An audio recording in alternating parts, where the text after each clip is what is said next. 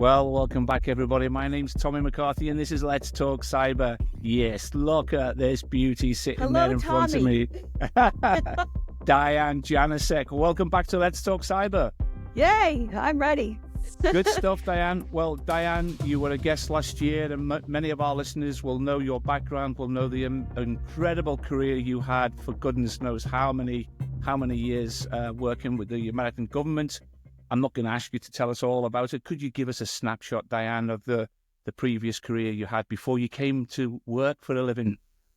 I feel like I've always worked for a living, but my background has been in national security, cybersecurity, homeland defense, from the law policy side and then the technology side. So I have a very varied career. You people can look at it at DianeJanosek.com.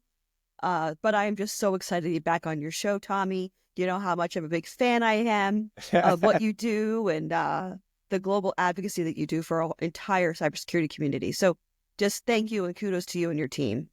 Excellent, Diane, but it's all about collaboration. And that's what I love about the conversations we have, with you and all the people that we know from your stateside. Diane, we're doing a bit of a prediction, but before we look at predictions for 2025, I'd like to get your views on a roundup of 24. What did you hear on your travels? What were people talking about? Where were the anxieties in the cyberspace? Was there something that resonated that was constantly being addressed? Can you give us a little bit of a snapshot about what you heard on your travels last year? Absolutely, Tommy. So I think we all sensed this, but it was good to hear in my global travels, is that people were just afraid of what they didn't know.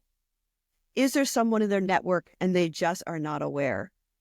And so when there's an unknown, there's just a little bit of fear, right, and anxiety, which means that there's less confidence in the market, less confidence in capabilities, where they are. So I think that resonated true, actually, because some of the data came out that one of the top most successful cyber tools that was successful was exfiltration. So exfiltration is exactly what people you don't always know about it when it's happening, right? It's not till later that you find out. So I think that anxiety actually lended itself directly to the data that came out at the end of 2024. Yeah, there's no question, Diane, that the unknown unknowns that came out of America many years ago, and everybody uses that as an example of, well, we don't know what we don't know, and if that's not going to keep you awake at night, then nothing is. So you're absolutely right. One of the things that did come out of some of the conversations yesterday was organizations' anxiety around the implementation of AI as well. Yes. I don't know whether you heard much about that, Diane, did you? Absolutely. I think more so in the first half of last year, people just weren't sure where AI was going to take us. I think we all were like, okay, what's capabilities? Now most of us use it, right? Most of us use it in your daily life at some capacity, if not multiple times a day. And that has driven down, I think, some of the anxiety levels. And it's also then gaining some confidence level, like, okay, we can manage AI. So I think in 2024, you are spot on. It is exactly what we thought was a little bit of anxiety. Where's AI going? And then likewise, I know we're talking about 2024, but going into 2025, there's been a number of interviews with different investors, venture capitalist companies, and they were saying how AI is going to change where they invest for 2025. So it did have a little bit of trepidation, and now I think people are embracing it more deliberately and more thoughtfully and probably more surgically as well. Yeah, well, that's interesting, Diane, and how dare you steal my thunder? I was going to ask you, what are your predictions for 2025? Diane, what do you think is going to be front and center on everybody's lips in 2025 when it comes to this world we live and work in, the cyber community? Globalization, hands down. How countries are going to be working with each other, the whole tariff question, where products come from, what the supply chain looks like, who are your vendors, who are your partners, where is your risk? Cybersecurity is front and center in the middle of globalization because of the ubiquitous nature of what we do, all the digital landscape, all the of the cables, the international cables.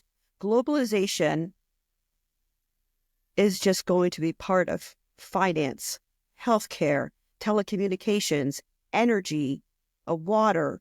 It's just going to impact so many different things. So especially in the area of cyber, that means you're going to be looking at supply chain, where your components are coming from, who are you doing business with, and do we know what the adversaries are doing so that we can better protect ourselves?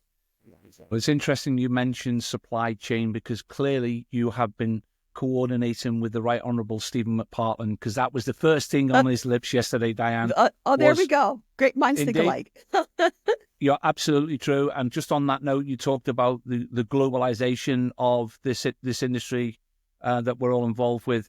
I guess what I want to just touch on before we round up is you traveled quite extensively last year supporting the cyber community, and we first met in Dubai at JANOS. Give me a little bit of a soundbite about, in relation to how you found JANOS as a collaborative platform for this community we all live and work in. JANOS was phenomenal, and I was so happy to see you there and see your team there.